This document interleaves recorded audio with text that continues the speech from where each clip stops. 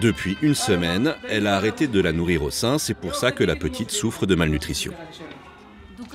Ici, nous sommes pauvres. Quand elle est née, je n'ai pu m'acheter qu'un petit morceau de viande. Mais même avec ça, je n'ai pas fabriqué de lait. J'ai tellement pleuré. Et puis finalement, j'ai réussi à lui acheter un peu de lait 1 ou 2 fois. Mais c'est pour ça qu'elle est dans cet état, à cause de notre pauvreté. Mon mari n'a pas de travail.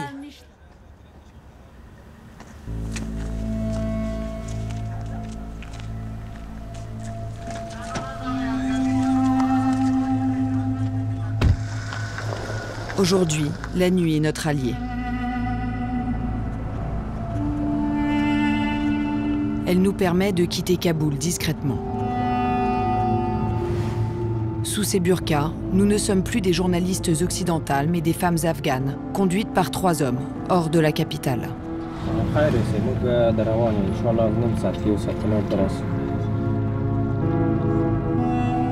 Au bout de la route, nous avons rendez-vous avec les talibans.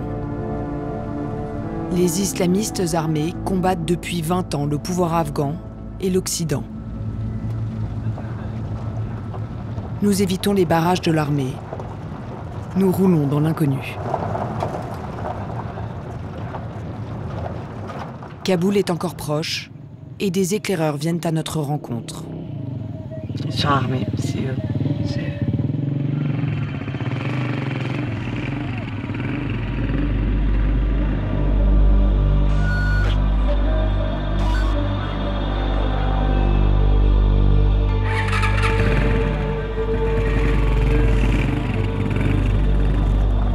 Nous sommes dans le Wardak, l'une des provinces stratégiques du pays. Les talibans tiennent la région depuis 2009. En 10 ans, ils ont gagné du terrain.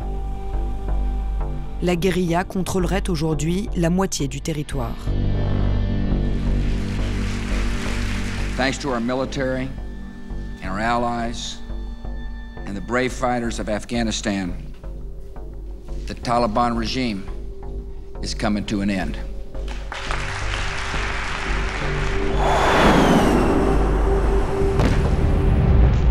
Au lendemain des attaques du 11 septembre, les États-Unis éliminent Al-Qaïda et chassent du pouvoir les talibans, alliés du groupe terroriste.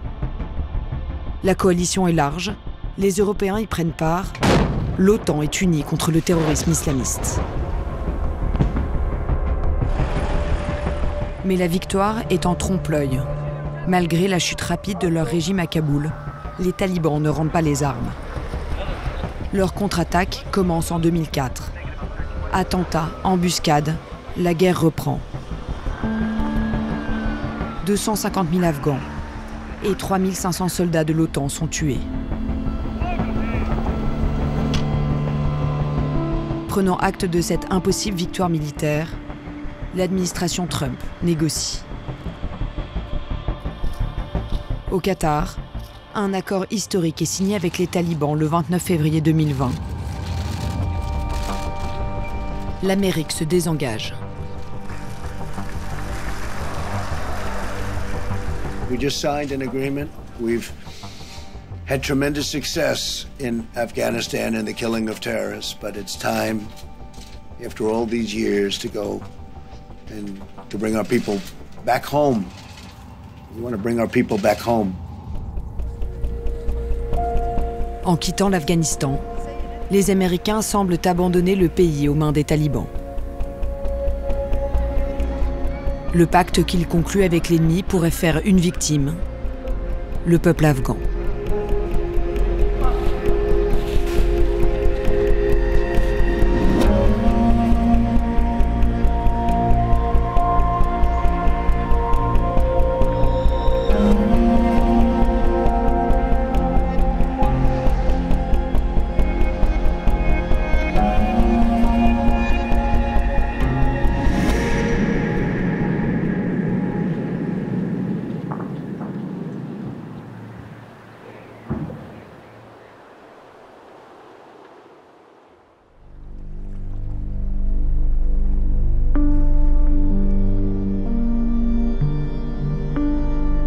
C'est loin des montagnes de l'Hindu Kush que s'est joué le destin afghan.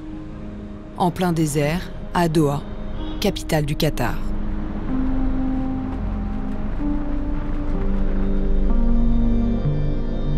Américains et talibans y ont négocié pendant plus d'1 an les conditions du retrait occidental.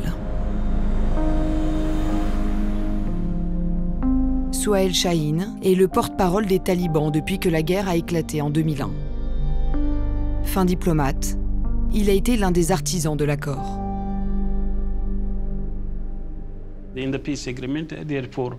Dans l'accord de paix, il y a 4 axes. Le premier est le retrait des troupes américaines d'Afghanistan. Donc toutes les troupes? Oui.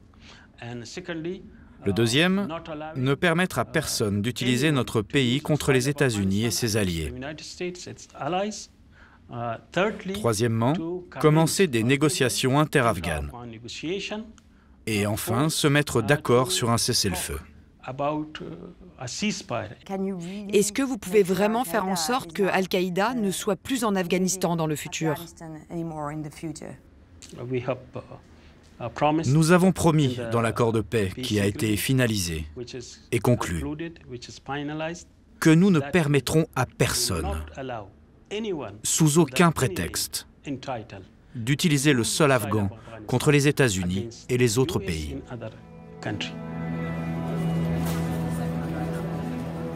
Pour légitimer l'accord, des observateurs ont été invités. Venus de 30 pays, ils ont assisté à cette signature cruciale, première étape vers cette paix que chacun espère. Parmi eux, Barnett Rubin. Ancien diplomate américain, il militait depuis longtemps pour l'ouverture de négociations directes avec les insurgés. L'échec de la guerre en Afghanistan a été de ne pas parler plus tôt directement avec les talibans. Après une offensive éclair, les talibans étaient d'accord pour faire une trêve avec le nouveau gouvernement d'Hamid Karzai, mais les États-Unis ont mis leur veto. Ça, c'était une erreur. Et lorsque j'étais au gouvernement, tous mes efforts en tant que diplomate ont été consacrés à corriger cette erreur. Et donc ça a pris 18 ans et des milliers de morts pour faire ce qui aurait dû être fait en 2001. C'est ce que je crois, oui. Vous pensez que l'on peut faire confiance aux talibans? Les négociations entre ennemis ne sont jamais basées sur la confiance. Elles sont basées sur le fait de trouver une solution qui soit dans l'intérêt des deux parties. Le président Trump a été clair depuis très longtemps sur le fait que la sécurité des États-Unis doit désormais se concentrer sur les conflits avec d'autres pays, en particulier l'Iran et la Corée du Nord, et plus vraiment sur le terrorisme. Les talibans, eux, ont toujours dit qu'ils ne voulaient pas se battre avec les États-Unis. Ils veulent juste que les Américains partent. Ils veulent mettre fin à ce qu'ils appellent une occupation de l'Afghanistan. Mais ils veulent que cela soit fait d'une manière négociée qui résout les problèmes entre eux et les États-Unis.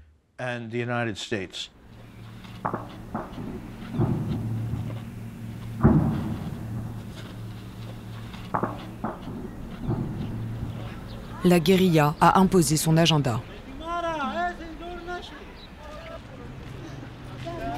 Pour ces combattants, cet accord historique sonne comme une victoire.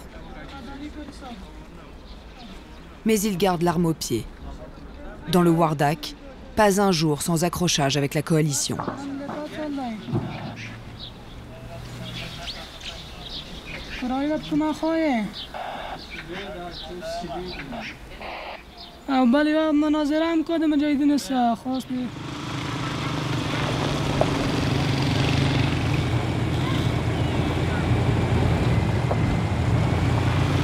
Après quelques vérifications de sécurité, ils nous escortent jusqu'à leur chef. Il a préparé son discours et sa mise en scène.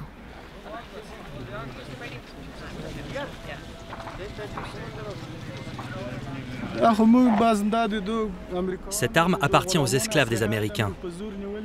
Nous leur avons prise lors des combats. Et maintenant, nous les tuons avec. Nous avons donné une leçon aux Américains. Notre génération a commencé le djihad, mais si nous mourons, une autre prendra le relais. Elle continuera le combat jusqu'à ce que les Américains partent véritablement d'Afghanistan.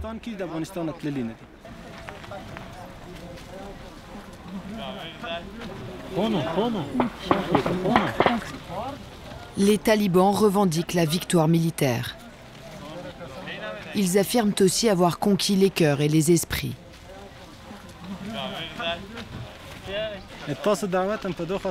J'ai accepté votre présence aujourd'hui car les journalistes diffusent en continu la propagande du gouvernement de Kaboul.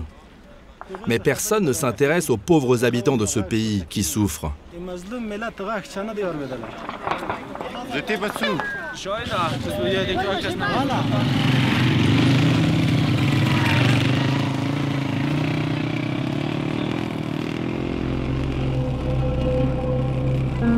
Impossible de circuler librement. Nous sommes encadrés pour aller dans les villages rencontrer les habitants. La région est régulièrement bombardée par les avions de la coalition. Et des expéditions punitives y sont menées par des groupes armés affiliés aux Américains. Les civils sont pris entre deux feux.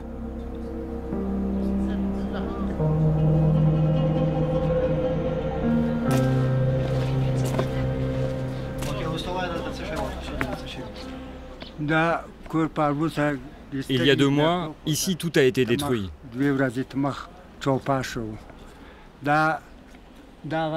Par exemple, cette maison-là, c'était la cuisine. Et là, il y avait une chambre. Là, c'était des tables pour les animaux. Et dans une autre maison à côté, 2 enfants sont morts.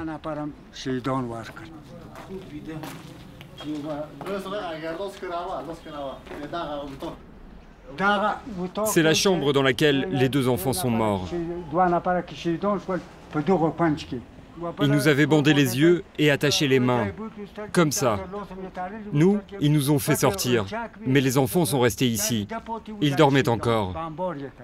Une fois que nous nous sommes retrouvés dehors, ils ont bombardé la maison. Les enfants sont morts enterrés sous les décombres. Nous ne voulons pas d'un gouvernement qui enterre nos enfants, nos garçons et nos filles. Nous ne voulons pas d'une telle vie. C'est une vie de martyr. «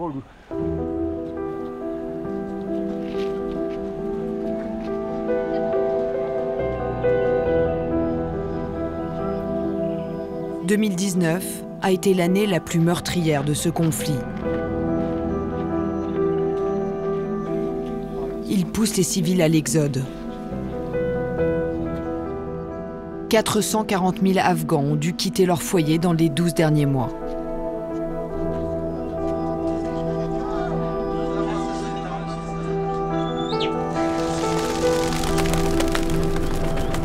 Ils se réfugient pour la plupart dans les grandes villes, comme Kaboul.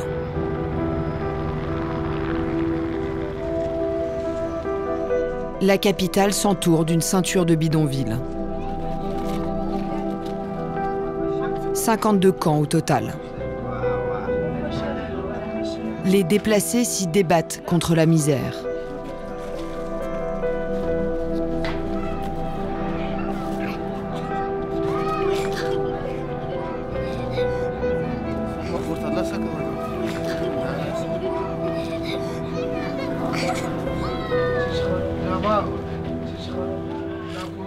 Ali est arrivé il y a 3 mois avec sa famille. Ce jour-là, il y avait des combats et les gens s'enfuyaient de tous les côtés. Ils couraient dans les rues, dans la rivière. C'était vraiment un jour horrible. Ça tirait de partout et on ne savait pas qui nous visait. Les talibans, le gouvernement ou les Américains. Il est tombé, je l'ai mis sur mon dos. Il fallait que je l'emmène vite dans un endroit sûr et que je revienne pour prendre les autres enfants. On ne savait pas qui était blessé, vivant ou mort. Et que s'est-il passé avec son œil? Plus tard, je l'ai emmené à l'hôpital. Son œil était totalement abîmé. Il était crevé. Les docteurs le lui ont enlevé. Il disait que s'il le gardait, ça allait infecter l'autre aussi.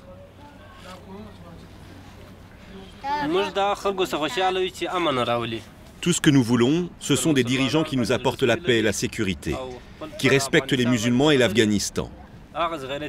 On ne veut plus de ceux qui sont venus pour détruire nos maisons, notre pays.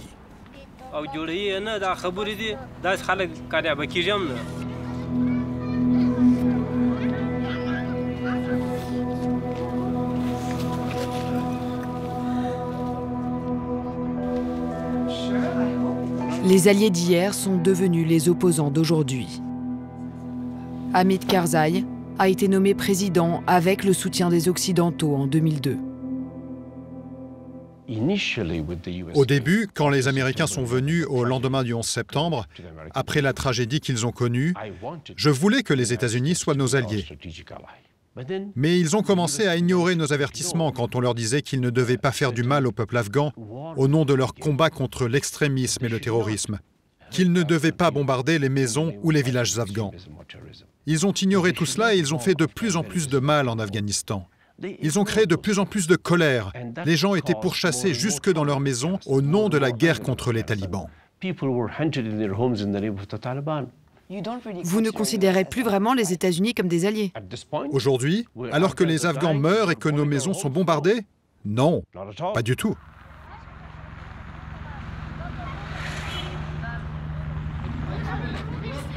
Sortir du bourbier afghan fait aujourd'hui consensus jusqu'aux États-Unis.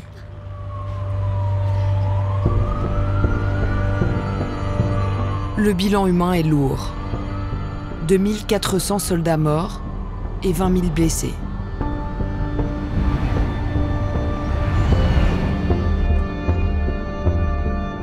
Depuis 2001, le front afghan a coûté plus de 2000 milliards de dollars aux contribuables américains. Le montant dépensé en Afghanistan est, pour la reconstruction seulement, de plus de 132 milliards de dollars. Donc, pour que votre public comprenne, c'est plus que ce que nous avons dépensé pour le plan Marshall destiné à la reconstruction de la totalité de l'Europe après la Seconde Guerre mondiale. Voilà à quel point c'est important.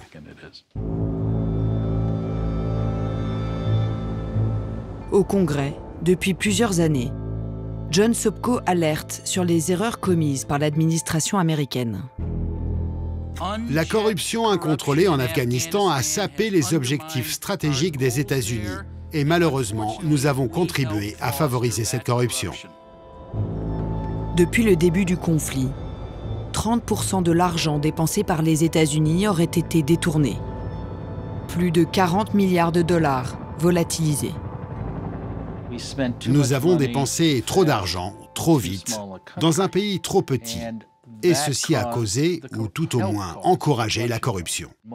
La plupart des universitaires vous diront qu'un pays en voie de développement peut absorber de 13 à 30% d'aide internationale. De leur PIB? Oui, de 13 à 30% maximum de son PIB. Et ce qui s'est passé, pour que vous compreniez bien, ce soir, quand vous rentrez chez vous, allez dans votre cuisine, prenez une éponge et commencez à verser petit à petit de l'eau. L'éponge va la retenir jusqu'à ce qu'elle atteigne sa capacité maximale d'absorption. Et à partir de là, l'eau va se répandre partout dans votre évier. C'est exactement ce qu'on a fait en Afghanistan. La plupart de ces 18 dernières années, le montant que les États-Unis seuls accordaient à l'Afghanistan dépassait 100% de leur PIB.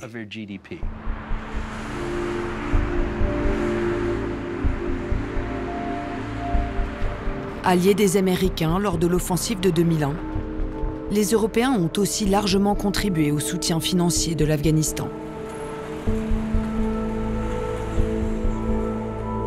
Entre 2004 et 2017, ils ont donné plus de 14,5 milliards d'euros d'aide au développement. C'est pas tous les jours en Afghanistan qu'il y a des opportunités comme celles qui existent aujourd'hui, qu'il y a des fenêtres qui s'ouvrent. On l'a déjà vu début des années 2000, on a raté l'opportunité, eh bien on s'est retrouvé 17 ans plus tard avec une situation qu'on devait récupérer et qu'on est en train de récupérer maintenant. Kofi Annan lui-même, quand il était secrétaire général des Nations Unies, disait toujours si vous voulez faire la paix, il faut serrer la main même avec le diable. Officiellement, la mission de l'OTAN en Afghanistan est terminée depuis 2014. La plupart des pays ont retiré leurs troupes. Mais il reste encore 5000 soldats européens. Ils assistent l'armée afghane. L'insécurité, la guerre en Afghanistan, à quoi ça mène? Ça mène à beaucoup de pauvreté qui entraîne de l'immigration illégale. Un autre effet, c'est le terrorisme. Toutes nos capitales européennes ont été frappées par le terrorisme. Un pays qui est en instabilité structurelle comme l'Afghanistan peut être un terrain assez fertile pour des groupes terroristes qui voudraient s'organiser et lancer des attaques sur des territoires un peu plus éloignés. Donc oui, nous avons intérêt à de la sécurité en Afghanistan pour avoir de la sécurité à divers niveaux en Europe. Les voisins asiatiques de l'Afghanistan pressent eux aussi pour une solution négociée. Le pays est l'épicentre d'enjeux stratégiques majeurs, économiques, géopolitiques, sécuritaires. Il est encerclé par des puissances qui détiennent ou sont en passe de détenir la bombe nucléaire. Longtemps, elles ont alimenté le conflit afghan. Mais aujourd'hui, l'heure est à l'apaisement. Même la Russie, après avoir soutenu l'intervention américaine au nom de la lutte contre le terrorisme islamiste, accueille à son tour les talibans pour des négociations interafghanes.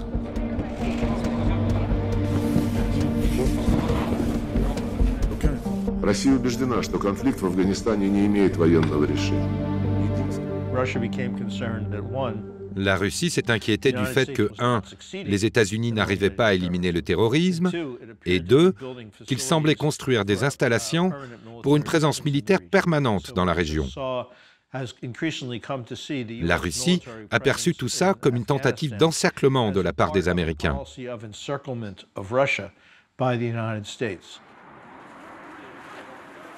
Les tensions entre les États-Unis et la Russie n'épargnent pas le destin afghan. Le professeur Samuel Ramani est un spécialiste du monde russe. Ce qu'ils veulent, c'est la défaite morale des États-Unis. Les Russes désirent la même issue que pour la guerre du Vietnam. Les Américains se sont battus pendant 18 ans et leur défaite montre que l'unilatéralisme, les changements de régime, l'utilisation de la force, le fait de vouloir remodeler les pays à leur image, tout cela n'est pas souhaitable. Les Russes veulent dissuader les Américains de mener d'autres interventions de ce type, particulièrement au Moyen-Orient. Ils veulent contrer ce prosélytisme démocratique des États-Unis. Et la défaite en Afghanistan est un moyen efficace de montrer que tout cela est fini.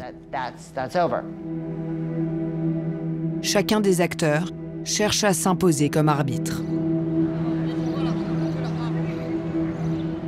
Après la Russie, la Chine invite les talibans à l'été 2019 pour une rencontre officieuse.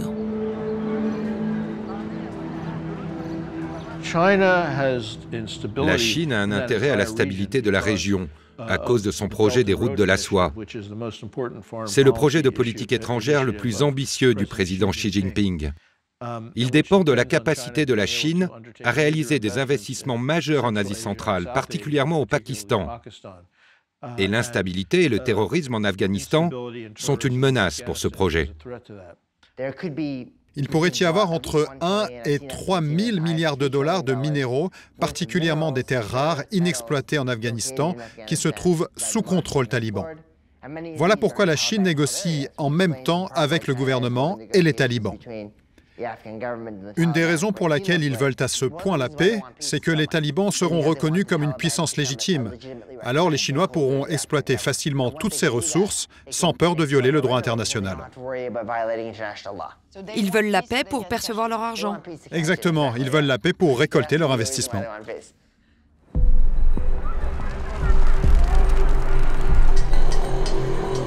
L'argument du commerce et des affaires plaide pour un cessez-le-feu. Mais la paix se refuse pour l'instant.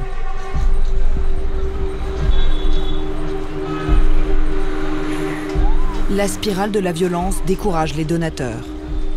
Or, le pays vit sous perfusion étrangère.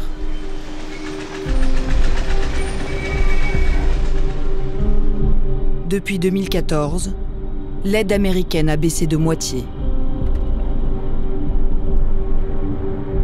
Pour comprendre la dépendance de l'Afghanistan, il faut se rendre à Jalalabad, dans l'est du pays. À l'hôpital, le service pédiatrique accueille les enfants souffrant de malnutrition. Il est débordé.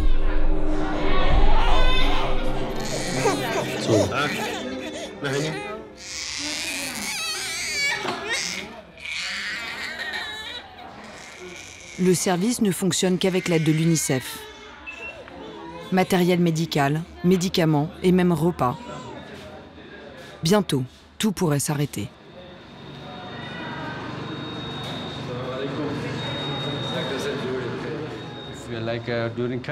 Cette année, la section nutrition de l'UNICEF a cherché désespérément un donateur international pour nous aider à financer l'hôpital. Mais malheureusement, on n'a pas réussi à en trouver un. Ce que vous êtes en train de dire, c'est qu'après 2020, si on n'en trouve pas, si la communauté internationale ne donne pas d'argent, nous ne pourrons plus fournir de médicaments à cet hôpital.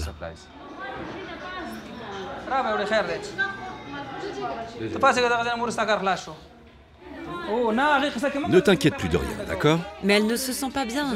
Je sais, mais on va la soigner, ne t'en fais pas.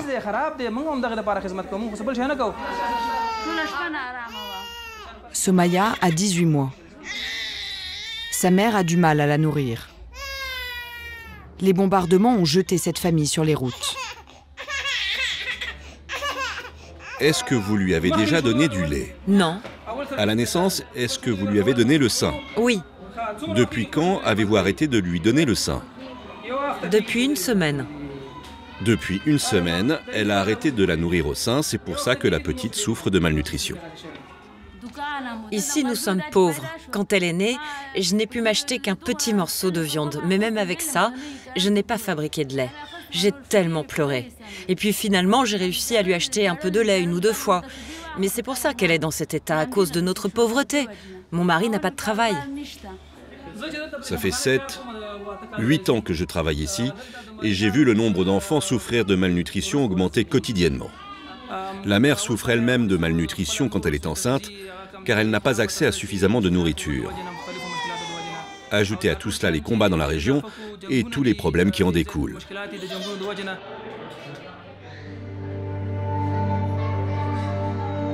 Ce jour-là, un enfant est mort. Une petite fille âgée de quelques mois. 2 millions d'enfants afghans souffrent de la faim.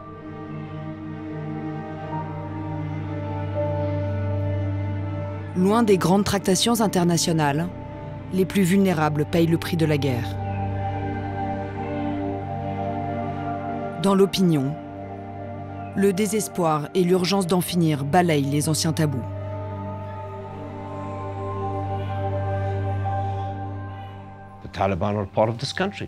Les talibans font depuis toujours partie de ce pays. Ce sont des fils de cette terre, ils sont afghans. On doit s'asseoir ensemble, on doit trouver un accord.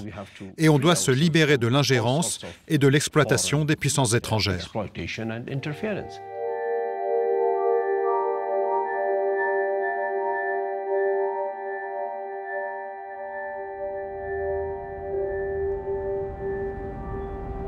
Les talibans ont exercé le pouvoir et ne l'ont jamais partagé. Ashley Jackson les côtoie depuis 10 ans. Spécialiste du groupe islamiste, elle parcourt l'Afghanistan et le Pakistan à la rencontre des insurgés. Ils veulent vraiment être vus comme un futur gouvernement. Ils ne veulent plus avoir une image de groupe terroriste, mais ils veulent être perçus comme un véritable mouvement politique. C'est pourquoi la question de la légitimité est importante.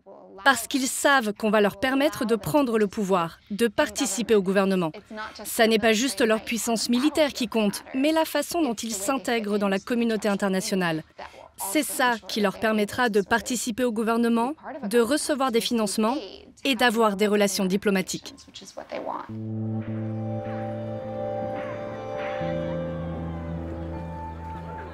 À Kaboul, les habitants ont bénéficié de quelques avancées démocratiques depuis la chute des talibans en 2001.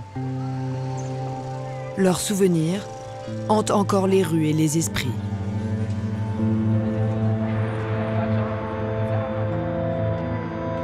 Même ceux qui n'étaient alors que des enfants gardent en mémoire la dictature islamiste. Tu prends le pinceau d'abord. Quand tu prends la peinture, tu fais en sorte que ça ne tombe pas. Et tu peins en remontant. Comme ça.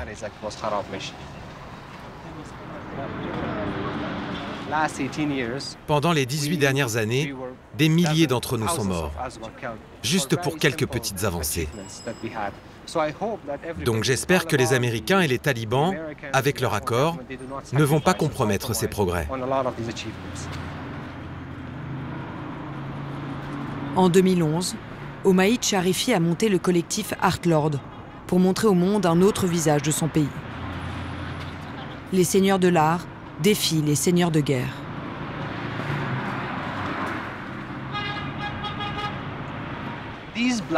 Ces murs de béton armés sont sur mon espace.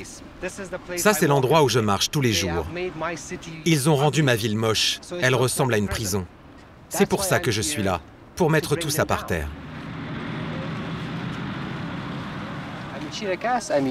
Alors tu vois ces deux personnages, fais en sorte qu'ils soient habillés en vêtements afghans.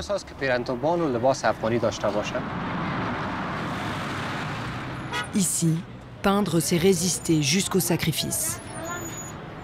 L'an dernier, l'associé de Maïd est mort dans une explosion.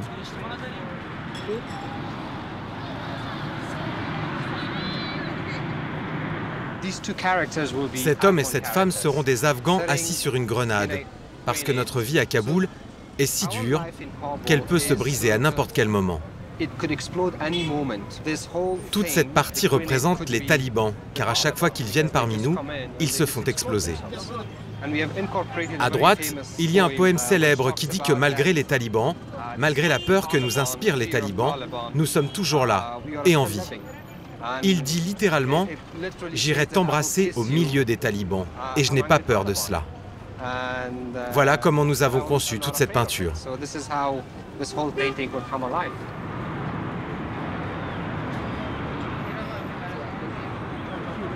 Ramin Mazar, l'auteur du poème, a écrit ce texte en janvier 2019, au moment où les négociations avec les insurgés ont été rendues publiques.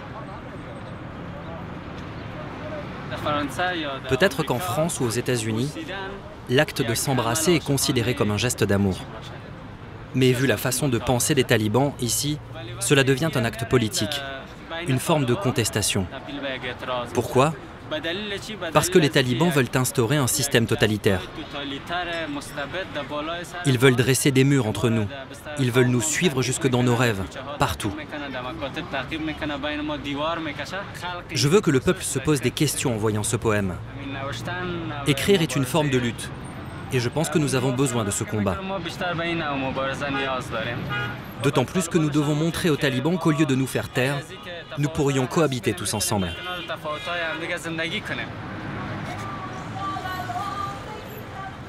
Son poème est devenu l'hymne des jeunes de Kaboul.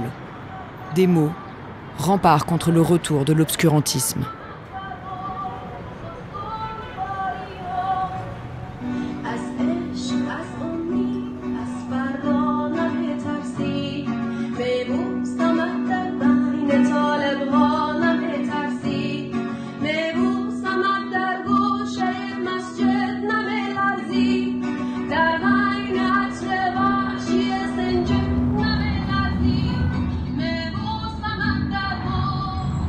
Les femmes sont les premières concernées par ce combat pour la liberté.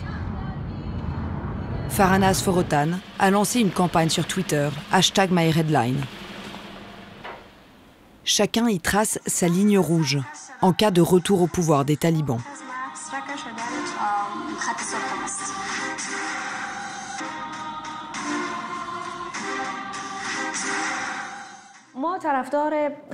Nous souhaitons la fin de la guerre en Afghanistan. Nous n'en pouvons plus de cette guerre. Mais cela ne signifie pas que nous sommes prêts à accepter la paix à n'importe quel prix. La seule chose qui compte pour les Américains, c'est qu'aucune attaque à leur encontre ne soit planifiée depuis l'Afghanistan. Mais les conditions dans lesquelles les gens vivent ici n'ont aucune importance pour eux. La seule chose qu'ils veulent, c'est dire officiellement que la guerre avec les talibans est terminée. C'est tout. Je ne qualifierai en aucun cas l'accord entre les talibans et le gouvernement américain d'accord de paix. Les États-Unis battent en retraite. Ils retirent leurs forces pour mettre fin à leur implication en Afghanistan. C'est de cela qu'il s'agit. Et ça m'énerve d'entendre parler d'accord de paix alors qu'il n'y a aucune garantie qu'il apporte effectivement la paix.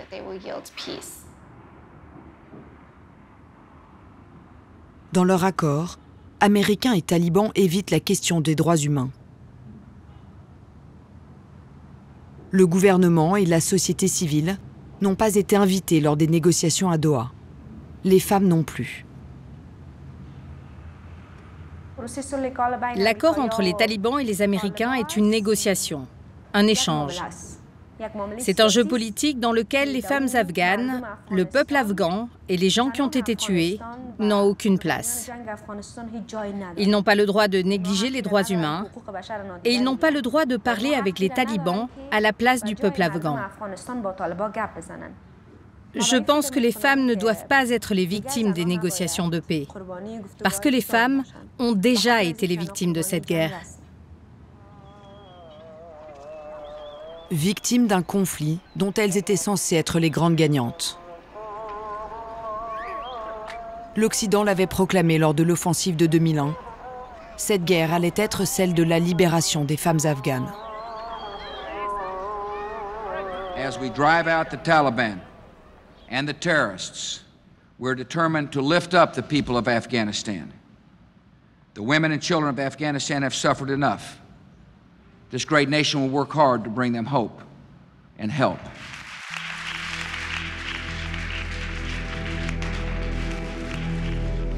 Cette note confidentielle de la CIA a été révélée par Wikileaks. Intitulée « Encourager le soutien de l'Europe occidentale à la mission de l'OTAN ». Elle date de 2010. À l'époque, la guerre est à un tournant. Elle fait beaucoup de morts. L'ISAF, c'est le nom de la coalition, souhaite conserver le soutien des opinions publiques occidentales. La CIA recommande cette stratégie. Les femmes afghanes peuvent servir de messagères idéales pour humaniser le rôle de l'ISAF dans la lutte contre les talibans. Il faut créer des opportunités médiatiques pour que les femmes afghanes partagent leurs histoires avec des femmes françaises, allemandes et européennes. Cela aiderait à surmonter le scepticisme omniprésent en Europe de l'Ouest vis-à-vis de la mission de l'ISAF. Les femmes ont été une excuse pour cette guerre depuis le premier jour. On montrait les photos des femmes en burqa, le traitement cruel que leur réservaient les talibans, les exécutions dans les stades de foot, tout ce genre de choses. Elles sont devenues un prétexte pour la guerre. Les talibans sont des barbares, etc.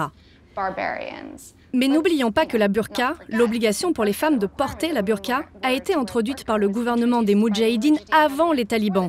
Gouvernement financé et entraîné par la CIA. C'étaient nos alliés et nos amis. Donc les États-Unis ont été totalement hypocrites sur cette question.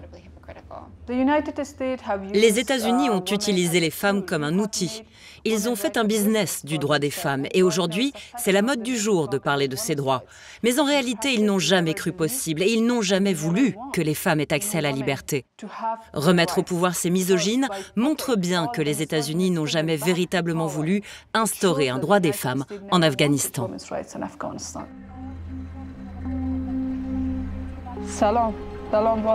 Bonjour. Asseyez-vous, asseyez-vous. Selaï Ghaffar vit comme une prisonnière à l'intérieur de ces 4 murs. Protection dérisoire contre les menaces permanentes. Mais rien ne fait taire sa soif de justice, même pas la peur de la mort. Selaï parle haut et fort contre les Américains, les talibans, les seigneurs de guerre et les corrompus.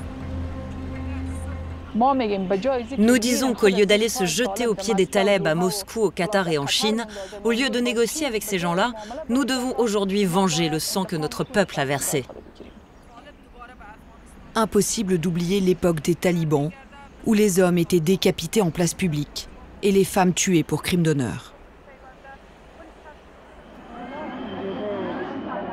Cette vidéo montre une scène particulièrement violente.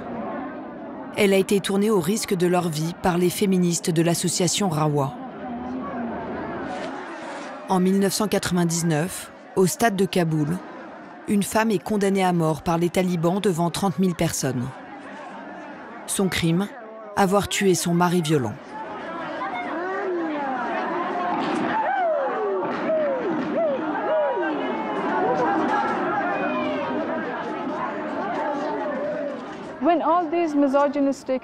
Quand tous ces criminels misogynes me pointent du doigt parce que je ne porte pas le voile, je leur réponds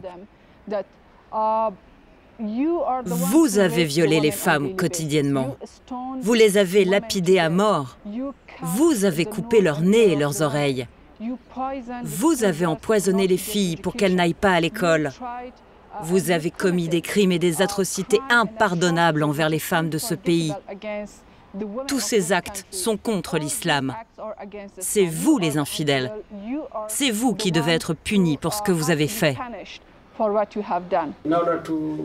Pour faire de la propagande, certaines personnes font des accusations sans fondement à notre encontre et donnent une mauvaise image de nous à l'Occident, malheureusement.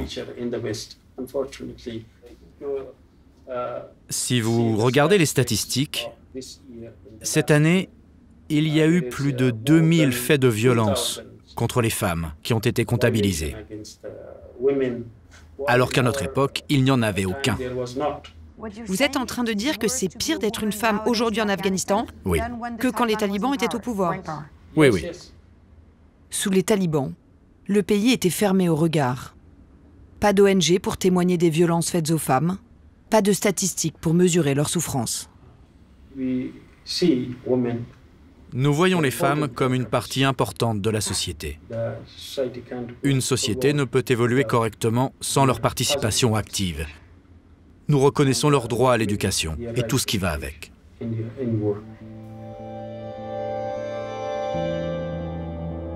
Pour revenir au pouvoir, les talibans soignent leur image.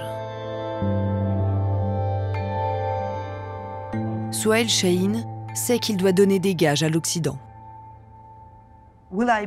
Est-ce que je pourrais aller à l'université? Oui. Est-ce que je pourrais être en classe avec des hommes? Oui.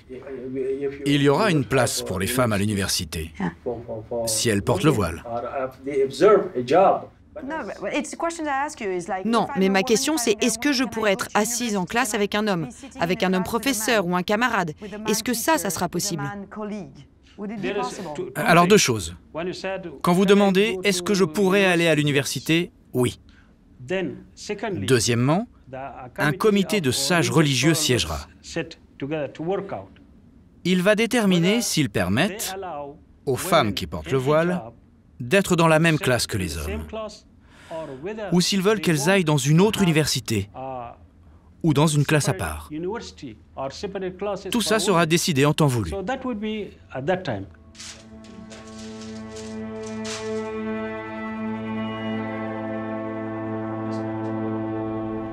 Pour savoir ce qui attend les femmes, il faut retourner auprès des combattants, dans le Wardak.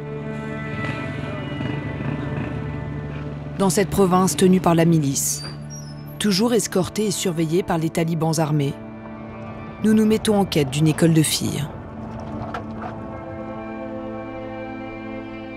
Très vite, nous constatons que les écoles financées par les ONG étrangères ont été fermées. Il ne reste qu'une école de 7 à 11 ans.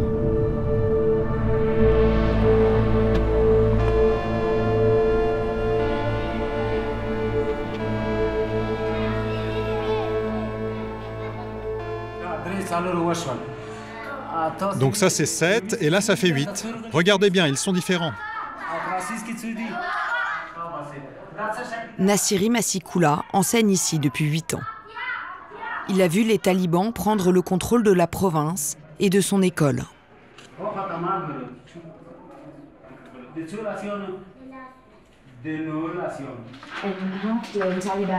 Est-ce que les talibans ont changé certains des enseignements?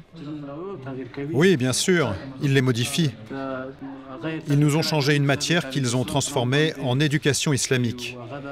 Et ils ont supprimé une matière appelée vie sociale.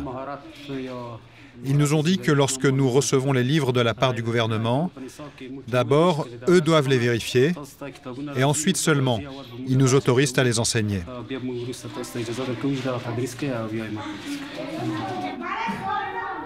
Nassiri Masikoula est toujours payé par l'État. Mais ce sont les talibans qui décident du programme.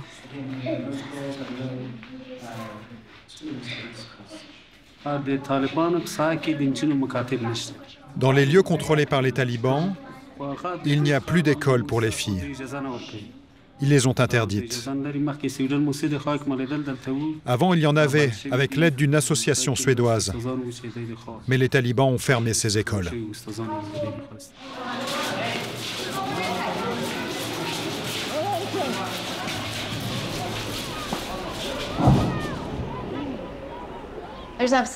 Il y a véritablement un problème avec l'éducation des filles chez les talibans. En faisant des recherches sur le terrain, je n'ai pas pu trouver une école de filles après le primaire. Donc tout ce qui a existé s'est arrêté. Ça s'arrête au niveau de l'âge de la puberté. Et ça semble être la règle de facto des talibans, même s'ils disent qu'ils ne sont pas opposés à l'éducation des filles et même au fait qu'elles travaillent. La réalité est plus complexe et je pense qu'il y a une vraie différence de point de vue entre les diplomates de Doha et les soldats sur le terrain. Quand les talibans étaient au pouvoir, la musique était interdite. Les femmes ne faisaient pas de vélo.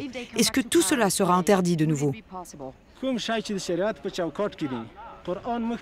ce que le Coran permet sera possible. Mais tout ce qui est contre la charia sera interdit. En tant que musulmans, nous appliquerons le Coran à la lettre. Mais depuis 18 ans, les gens peuvent écouter de la musique. Ils ont pris l'habitude de vivre avec tous ces nouveaux droits.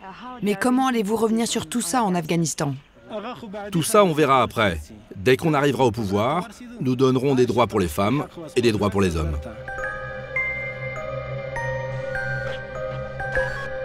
La formulation est volontairement vague. Mais certains Afghans savent à quoi s'en tenir. Ceux de Kunduz, par exemple. En 2015, puis en 2019, cette ville a été tenue pendant quelques jours par les talibans. Sedika est journaliste. Elle nous raconte ce qu'elle a vécu. La peur de leur retour est encore si présente qu'elle souhaite rester anonyme.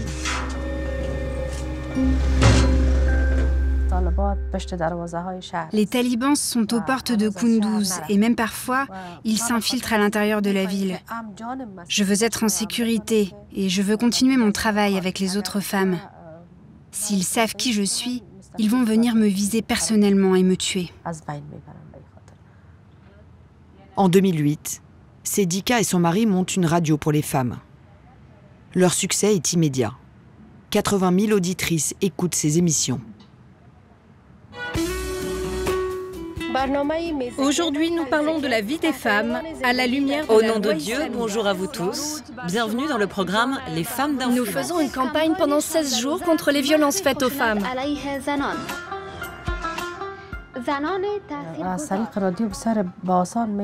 La radio nous a permis de transmettre des messages aux femmes. La plupart d'entre elles vivent dans des villages et sont illettrées. Elles n'ont pas été à l'école. La seule chose qu'elles font, c'est écouter notre radio. À travers nos programmes, c'est très facile de faire passer des messages.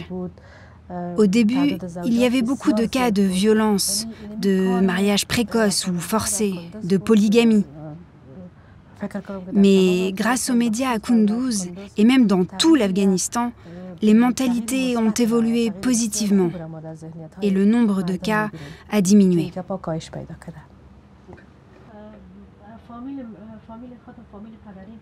Depuis la chute des talibans, il n'y a jamais eu autant de médias en Afghanistan. La liberté de la presse est l'un des plus grands succès du gouvernement afghan, mais un acquis fragile, qui fait des journalistes des cibles.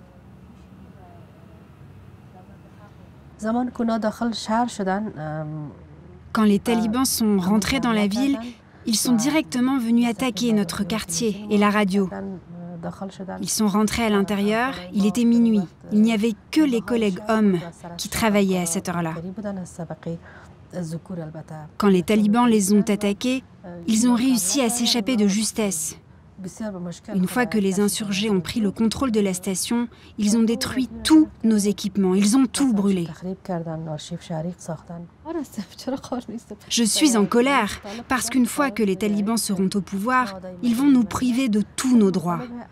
Ils disent que les journalistes et les activistes mettent en œuvre une propagande contraire à l'islam. Est-ce que je pourrais critiquer les talibans si vous revenez au pouvoir?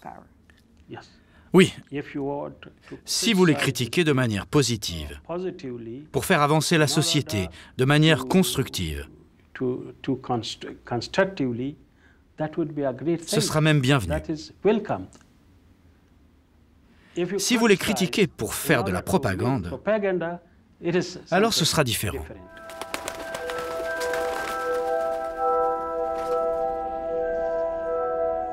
La communauté internationale a tout de même un moyen de pression. Les talibans ont peut-être un agenda caché, mais ils auront besoin de financement. Sans aide extérieure, leur régime ne sera pas viable.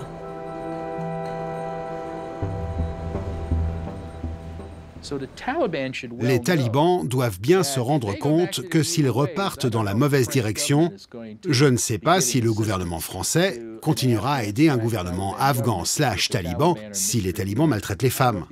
Je ne sais pas si le Congrès américain le fera, ou même les Allemands. Les Afghans ne lèvent pas assez d'argent par eux-mêmes pour payer leur propre gouvernement. Ils lèvent entre 2 et 2,5 milliards de dollars chaque année en taxes. Leur armée et leur police coûtent 4 à 5 milliards de dollars. Ajoutez à cela quelques milliards pour le côté civil de leur action. Si on retire notre soutien économique, cela créera un problème majeur et menacera leur stabilité. Est-ce que vous avez peur que certains donateurs internationaux, comme les Européens par exemple, retirent leurs subventions au pays si vous arrivez au pouvoir? Oui, bien sûr. C'est pourquoi nous voulons fermer ce chapitre de guerre et en ouvrir un de coopération et de bonnes relations avec eux. Il faut qu'ils continuent à donner au peuple afghan, au pays, pour le développement et la reconstruction de l'Afghanistan. Ils se rendent compte que l'Union européenne étant la première puissance mondiale en termes d'aide au développement, 50% de l'aide mondiale vient de l'Union européenne, ils se rendent compte qu'il serait intéressant pour eux d'avoir une contribution de l'Union européenne. Il faudra voir ce que les talibans veulent et quel genre de pays ils veulent construire pour déterminer si on peut s'engager et pour combien on peut s'engager. La pression financière pour protéger les droits humains, les Afghans ont du mal à y croire. Si les talibans restaurent la dictature islamiste, certains promettent une réponse bien plus radicale, prendre les armes, au risque de réveiller un spectre qu'ici personne n'a oublié, celui de la guerre civile.